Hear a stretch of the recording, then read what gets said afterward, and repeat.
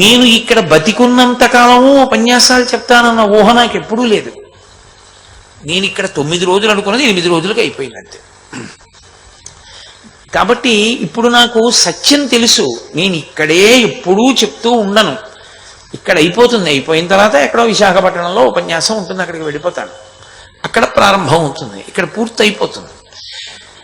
ఇది వదిలిపెడతానని తెలుసు కాబట్టి నాకు వ్యామోహం పెరిగిపోయే అవకాశం ఉండదు. ఇది నేనన్న భావన పెట్టుకున్నది ఎంత ఎక్కువ అవుతుంటే అంత తృష్ణ దీన్ని నిలబెట్టుకోవాలని పెరుగుతుంది. కానీ సత్యం అది జారి తీరాలి.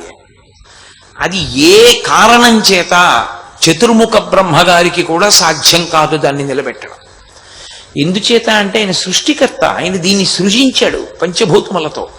పంచభూతములతో దీన్ని సృజించిన తర్వాత ఆయన గురించి తపస్సు చేసి ఆయన ప్రత్యక్షమైతే ఇది పడిపోకుండా దీన్ని ఉంచు అని అడిగారు చాలా మంది. అది సాధ్యం కాదు అని చెప్పాడు.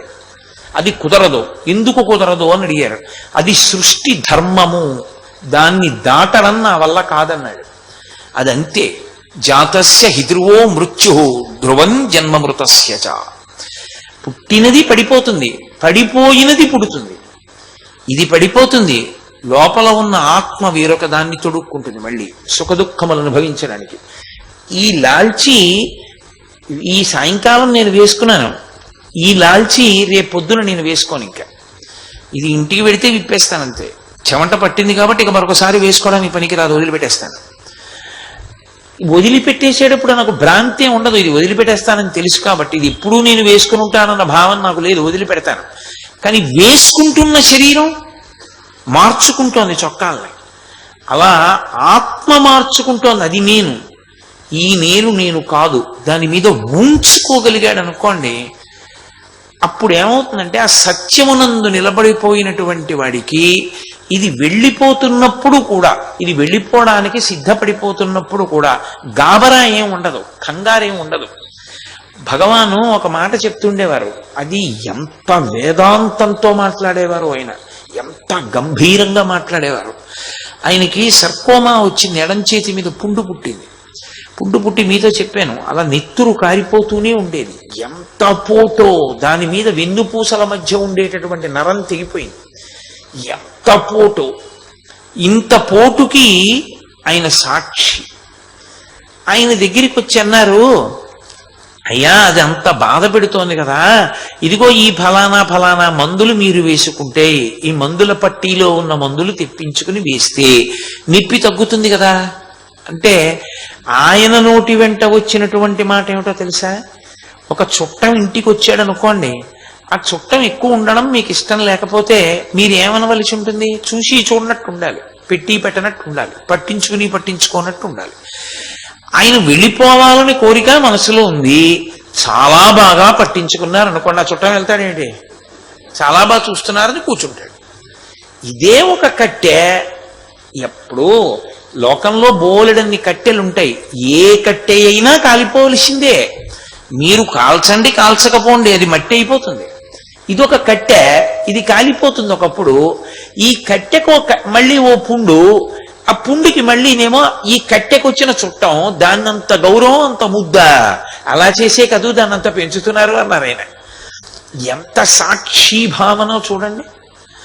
అసలు ఆయనకి శరీరముతోడి సంగము లేకుండా అంత సాక్షిత్వం ఏర్పడడానికి కారణం ఒక్కటే, అసత్య వస్తువు.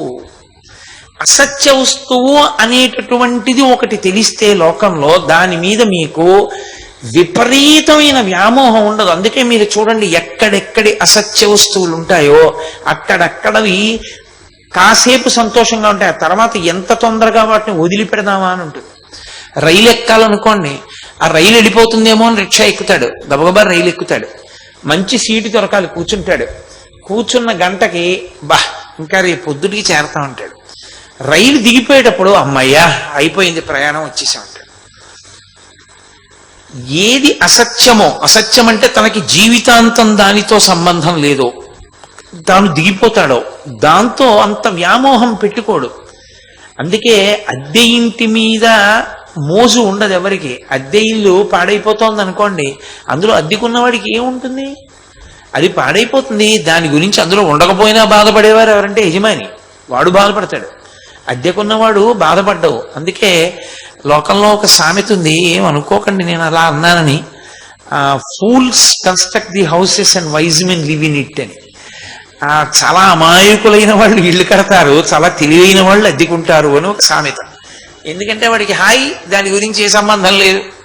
ఇల్లు కట్టుకున్న వాడికి యజమానికి ఎంత తాపత్రయమో దాని గురించి, ఎక్కడ సున్నం ఊడిపోయినా ఎక్కడ పెచ్చు ఊడిపోయినా బెంగే, ఏదో చేయించుకుంటూ ఉండాలి. ఆ బాధ అద్దెకున్న వాడికి ఏముంటుంది? యజమాని చేయించలేదు అనుకోండి, దీన్ని విడిచిపెడతాడు, ఇంకో 100 రూపాయలు ఇచ్చి ఇంకో చోటుకు పోతాడు, లేదు 1000 రూపాయలు తక్కువకి వస్తే వెళ్ళిపోతాడు అక్కడికి. హాయ్, ఇది అద్దె కొంప, ఇందులో కొన్నాళ్ళు ఉండి వెళ్ళిపోతాం, ఇందులో ఏం మనం శాశ్వతంగా ఉండిపోం అన్నారనుకోండి, ఇది వెళ్ళిపోతున్నా భ్రాంతి ఉండదు, ఇది వెళ్ళిపోతున్నా బాధ ఉండదు. మరి నేను, ఆయన మార్గం చెప్పారు లోకానికి. నేనన్న మాట ఎక్కడి నుంచి పుడుతోందో అక్కడికి వెనక్కి వెళ్ళమన్నారు ఆయన. నేను ముందుకొస్తుంది, నేను తన్నుకొస్తుంది, మన ప్రయత్నం అక్కర్లేదు. అక్కర్లేకుండానే అది ఎప్పుడు తన్ని పైకి వస్తుంది. మీరు చూడండి, దాని ప్రయత్నం అక్కర్లేదు. నేను అంటాను, నేను వచ్చేస్తుంది. కానీ నేను ఎక్కడ పుడుతోంది అసలు, అక్కడికి వెళ్ళమన్నారు. విచారణ అంటారు. ప్రశాంతంగా కూర్చుని ఆ వెనక్కి వెళ్ళు, వెనక్కి వెళ్ళి అది ఎక్కడ పుడుతోందో అక్కడికి వెళ్ళు. అక్కడికి వెళ్ళినప్పుడు ఒక గమ్మత్తు జరుగుతుంది. వెనక్కి వెళ్ళడానికి నువ్వు ఏ సాధనాన్ని పట్టుకుని వెళ్ళావో ఆ సాధనం అక్కడికి వెళ్ళిన తరువాత దానిలో కరిగిపోతుంది. కరిగిపోగానే అసలు నేను నువ్వుగా నిలబడిపోయినప్పుడు ఆనందం ఒక్కటే ఉంటుంది, ఇంకేం ఉండదు అక్కడ. అందుకే తరచు వేదాంతంలో వాడే ఉపమానం, సముద్రపు లోతు కనుగొనాలని ప్రయాణం చేసినటువంటి ఉప్పు బొమ్మ సముద్రపు లోతు కనుక్కోవడానికి ప్రయాణం చేయడంలో కరిగిపోయి సముద్రంలోకి వెళ్ళిపోయింది. మొదట నేనెక్కడ పుడుతోందో కనుక్కోవడానికి సాధనంగా దీన్ని తీసుకుంటాడు మనసుని. నిజానికి ఆ మనసు సంకల్ప వికల్ప సంఘాతం. సంకల్ప వికల్ప సంఘాతమైన మనస్సుకి ఆధారమేది ఊపిరి. ఆ ఊపిరి నియంత్రింపబడుతుంది. అందుకే ప్రాణాయామం చేస్తారు పూజ చేసేటప్పుడు. నియంత్రింపబడి యోగంలో మీరు ఎంత తపశ్శక్తిలోకి వెడుతుంటే ఊపిరి అంత మందగించిపోతుంది. మందగించిపోయి లోపలికి వెళ్ళిపోయినప్పుడు ఆ నేను పుట్టేటటువంటి స్థానం దగ్గరికి వెళ్ళగానే ఆ మనసు అందులో లయం అయిపోతుంది. లయం అయిపోయినప్పుడు ఒక్క ఆత్మయే మిగులుతుంది. ఆ ఆత్మగా తానుంటాడు. ఆత్మగా తానున్నప్పుడు ఆనందం ఒక్కటే ఉంటుంది. దుఃఖమంతా ఎప్పుడు పుడుతుందంటే మనసు లేస్తే. వీరు ఈ మాట ఎంత పాటి పట్టుకున్నారో నాకు తెలియదు. మరి సుఖము దుఃఖము ఈ రెండు భావనలు ఎప్పుడుంటాయంటే మనస్సు నిద్ర లేచి ఉంటే. మనసు నిద్ర లేచి లేదనుకోండి, అది ఆత్మలో కరిగిపోయి ఉందనుకోండి, ఆత్మలోకి వెళ్ళిపోయింది, వెళ్ళిపోయి ఆత్మలో లయమై ఉందనుకోండి, అది పైకి రాకపోతే ఇక ఆనందం అన్నది తప్ప ఇంకొకటి లేనే లేదు. ఇది ప్రతి వాళ్ళకి అనుభవంలో ఉంటుంది. అందుకే అజ్ఞానము చేత ఆనందావస్థ సుషుప్తి, నిద్ర లేపవద్దు అని చెప్తారు. భగవత్ సంబంధం చెప్పకుండా నిద్ర లేపవద్దు అంటారు. అందుకే సుప్రభాతం పాడతారు. లేవమని అర్థం. ఎందుకు లేవద్దంటారు? ఎంతో కష్టపడి ఆత్మస్థితికి చేరుకుంటే పొందేటటువంటి ఆనందం ఏదుందో దాన్ని సుషుప్తిలో పొందుతాడు. సుషుప్తి అంటే గాఢ నిద్ర. అక్కడ మనసు లేదు, అది ఆత్మలోకి వెళ్ళిపోయింది. ఆత్మలోకి వెళ్ళిపోయింది అనుకోండి మనస్సు, ఇంక ఏది సుఖం ఎక్కడుంది, దుఃఖం ఎక్కడుంది? తను ఎక్కడ పడుకున్నాడో తనకి తెలియదు, తన పక్కన ఏముందో తనకి తెలియదు, తన శత్రువు తన దగ్గరికి వచ్చాడేమో తెలియదు, తన కంఠం మీద కత్తి ఎత్తేస్తున్నా తనకి తెలియదు, తను ఆ పూట తినకపోయినా తనకి తెలియదు, తన వాళ్ళెవరి బాధలు తనకి తెలియవు, తనకి సుఖం లేదు, తనకి దుఃఖం లేదు, ఉన్నదల్లా ఒక్కటే ఆనందం. ఏమీ తెలియలేదు. ఏమీ తెలియకపోవడానికి కారణం మనసు పనిచేయట్లేదు. మనసు పనిచేయకపోతే నిరతిశయమైన ఆనందం, అదే రాశీభూతమైన ఆత్మ. ఆత్మగా ఉన్నంతసేపు ఆనందం. మనస్సు పైకి వచ్చిందా అది వెంటనే ప్రారంభం చేస్తుంది సుఖదుఖాలు, ఉత్తరక్షణం మొదలు పెట్టేస్తుంది. అందుకే మీరు చూడండి, తెలివి వచ్చిందంటారు. తెలివి వచ్చింది అంటే అర్థం ఏమిటో తెలుసా? ఆత్మలోంచి మనసు విడింది. విడగానే అది చేసే పని ఏమిటంటే దానికి బానిసలు ఉంటారు.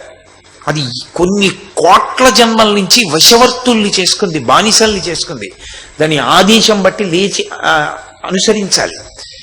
ముందు 5 జ్ఞానేంద్రియాలని పిలుస్తుంది: కన్ను, చెవి, ముక్కు, నాలుక, స్పర్శేంద్రియం. మనసు లేచిందంటే ఇంకా పడుకోకూడదు. చూడండి, ధూర్తుడైన యజమాని ఉంటాడు, ఆయనకి రాత్రి 2ంటికి తెలివచ్చింది అనుకోండి, ఆయన పోన్లే పాపం అందరూ పడుకున్నారు, మనం లేచామని వాళ్ళందరినీ లేపడం ఏమిటి అనుకోడు, ఆయన అందరినీ లేపేస్తాడు. లే నాకు నిద్ర పట్టట్లేదని. అలా మనసు లేచిందనుకోండి, ఇక ఇంద్రియములను పడుకోనివ్వదు, ఇంద్రియములు లేచిపోవాలి. లేచిపోగానే ఏమవుతుందంటే అది ద్వంద్వములలోకి వెళ్ళిపోతుంది. సుఖం దుఃఖం, సుఖం దుఃఖం, సుఖం దుఃఖం ఆలోచన మొదలెట్టేస్తుంది. ఇవాళ ఫలానా చోటుకి వెళ్ళాలి, ఫలానా పని చెయ్యాలి, అది చేద్దాం అనుకున్నాను, అది చేయకపోతే ఏమవుతుంది? వాడెవరికో జ్వరం వచ్చింది, వాడి దగ్గరికి వెళ్ళాలనుకున్నాను, వెళ్ళలేదు, నాకు తెలియదా విషయం అంటే ఏమవుతుంది? తప్పు కదా. ఎంత అన్యాయం! ఎందుకు అబద్ధాలు? ఇంత బతికంత అబద్ధమా? వెడితే ఏమవుతుంది? వెడితే ఇన్నింటిని ఎలా చక్కబెట్టుకోవాలి? ఎన్ని ఆలోచనలు వచ్చేస్తాయో. ఇవన్నీ వచ్చేటప్పటికి సుఖం దుఃఖం, సుఖం దుఃఖం, సుఖం దుఃఖం వచ్చేస్తాయి. అదే ఆ మనస్సు గమ్మత్తు ఏమిటో తెలుసా? ఒక్కొక్కసారి అది బడలిపోయి ఉంటే ఇంద్రియాలను ఒక్కటిని వదిలేస్తుంది. అంటే కంటిని, చెవిని, ముక్కుని, నాలుకని, కర్మేంద్రియాలని వదిలిపెట్టేస్తుంది. వదిలిపెట్టేస్తే ఇవి పడుకుంటాయి. మనస్సు తెగిపోయిందనుకోండి కవాటం, ఇక వీటికి ఏమైనా బాధ ఉన్నా అవి తెలుసుకునే లక్షణం ఉండదు, ఇక సుఖ దుఃఖాలు ఉండవు. మనసే మధ్యలో కవాటం కింద ఉంటుంది. అది యథార్థంగా చెప్పాలి అంటే మీకు అది మోటార్ లాంటిది. చూడండి, కింద విద్యుత్ ఉంటుంది, మోటార్ ఉంటుంది, పైన గ్రైండర్ ఉంటుంది. ఈ మోటార్ తిరిగితేనే గ్రైండ్ చేస్తుంది పైన ఉన్నది. ఇంద్రియములు గ్రైండర్ లాంటివి, మోటార్ లాంటిది మనస్సు, విద్యుత్తు లాంటిది ఆత్మ. విద్యుత్ కనపడదు, కానీ దాన్ని ఆధారం చేసుకునే మోటార్ తిరుగుతుంది. మోటార్ తిరిగాక ఇంకా గ్రైండర్ తిరగకుండా ఉండదు, బ్లేడ్లు తిరగకుండా ఉండవు. అవి తిరగడం మొదలెట్టాయంటే వేళ్లు కాని, పప్పు కాని, ముక్కలు కాని ఏం పోసినా ముక్కలైపోతాయి. ఆ విద్యుత్ ఉంది, పైన బ్లేడ్లు ఉన్నాయి, మోటార్ పనిచేయట్లేదు, తిరుగుతాయా? తిరగవు. మనస్సు ఊరుకుందో, మనసు నిద్రాణమైపోయిందో అంతే, సుఖస్వరూపం, ఏ కదలిక ఉండదు. అందుకే అసలు సమస్త శాస్త్రముల ప్రయోజనం ఏమిటంటే ఆ మనస్సుకి సత్వగుణాన్ని ఇవ్వడం. అసలు ముందది లొంగాలి. అది ఎందుకు లొంగదీయడం ప్రారంభం చెయ్యాలంటే, గుర్రం ఉంటుంది, గుర్రం అంత గబుక్కుని రౌతుని ఎక్కించుకోదు. ఒకవేళ రౌతుని ఎక్కించుకున్న గుర్రం యొక్క మొదటి లక్షణం ఏమిటంటే వాడిని పడగొట్టడం, వాడిని కింద పారేయడానికి చూస్తుంది. అందుకే రౌతు కొద్దీ గుర్రం అంటారు. ఎంత గొప్ప గుర్రాన్ని కూడా తన ఆజ్ఞను అనుసరించి పరిగెత్తేలా చేస్తాడు. లేకపోతే అదేం చేస్తుందంటే తన మీద కూర్చోలేక పడిపోయేటట్టు చేస్తుంది. కోట్ల జన్మలుగా మనం ఎంత స్వేచ్ఛ మనసుకిచ్చామంటే, మనసు చెప్పింది మనం చేయడమే కానీ బుద్ధి మనసుని ప్రశ్న వేయదు. ఎందుకు అలా చెప్తావు అస్తమానం అని అడగదు. భగవాన్ బోధ అంతా ఇదే. ఆయన దగ్గరికి వచ్చిన వాళ్ళతో ఆయన ఎప్పుడూ ఇదే మాట్లాడుతుండేవారు. ముందు చిత్తము యొక్క శుద్ధి కొరకు ప్రయత్నం చెయ్యండి. మనసుని లొంగదీసుకునేటటువంటి ప్రయత్నం చెయ్యడానికి 2 ఉండాలి. ఒకటి మితాహారము, 2 మితమైనటువంటి విహారము. ఈ 2 ఉంటే మనసు లొంగుతుంది. ఆహారములో 6వ వంతు మనసు అవుతుంది. మనసు ఏర్పడడానికి కొత్తగా ఏముండదు. మనం ఏ ఆహారం తీసుకున్నామో అందులో 6వ వంతే మనసు అవుతుంది. అందుకే ఆహారం తీసుకునేటప్పుడు మీరు ఏ భావనతో ఉన్నారో మనసు అలా ఏర్పడుతుంది. అందుకే మీరు చూడండి, 5వ నెల దాటిపోయిన తర్వాత గర్భిణీ స్త్రీ, ఆమె కడుపులో ఉన్న పిల్లలు తరచుగా ఎవరి మాటలు వింటూ ఉంటారో వాళ్ళని తొందరగా గుర్తుపడతారు వాళ్ళు బయటకు వచ్చి. అమ్మమ్మ, తాత, మేనమామ పిల్లలకి బాగా తెలియడానికి కారణం ఏమిటో తెలుసా? పుట్టింటికి వస్తుంది. అస్తమానం తాతగారి మాట వినపడుతుంది, అస్తమానం అమ్మమ్మ మాట వినపడుతుంది, మామ మాట వినపడుతుంది. అందుకే వాళ్ళు తొందరగా ముందు అమ్మమ్మని, తాతని, మామని గుర్తుపట్టేస్తారు. లోపల ఉండి వింటూ ఉంటారు, వాళ్ళకి వినపడుతూ ఉంటాయి ఆ మాటలు. అలా మనస్సుని లొంగ తీసుకోవాలంటే మితమైనటువంటి ఆహారము, సాత్వికమైన ఆహారము, దైవర్పితాహారము, ప్రసాదమై సాత్వికమైనటువంటి ఆహారము శరీరానికి ఇచ్చి అది లోపలికి తీసుకునేటప్పుడు భగవద్గుణ సహితమై ఇచ్చారనుకోండి. అంటే ఏదో గోవింద నామం చెప్పుకుంటూనో, భాగవతంలో ఒక ఘట్టాన్ని స్మరిస్తూనో, ఏ వెంకటాచల క్షేత్రాన్నో అరుణాచల క్షేత్రాన్నో ఆలోచన చేస్తూనో మీరు తింటున్నారనుకోండి, మనసు ఏమవుతుందో తెలుసా? అది 6వ వంతు ఈ క్షేత్రంగా మారిపోతుంది. దానికి ఉండే లక్షణం, నేను చెప్పింది అబద్ధమేమో మీరు గమనించండి. మీరు అలా ప్రయత్నం చేయండి. మీరు నిద్రపోతున్నప్పుడు స్వప్నావస్థ అని ఒకటి ఉంటుంది. అది ఎంత బలం తీసుకుంటుందంటే మనసు, మీరు దేని గురించి బాగా ఆలోచించారో మీరు తిన్నది జీర్ణమైపోయేటప్పుడు అంతా ఏది ఆలోచింపబడిందో దాన్ని చూపిస్తుంది, అదే చూపిస్తుంది.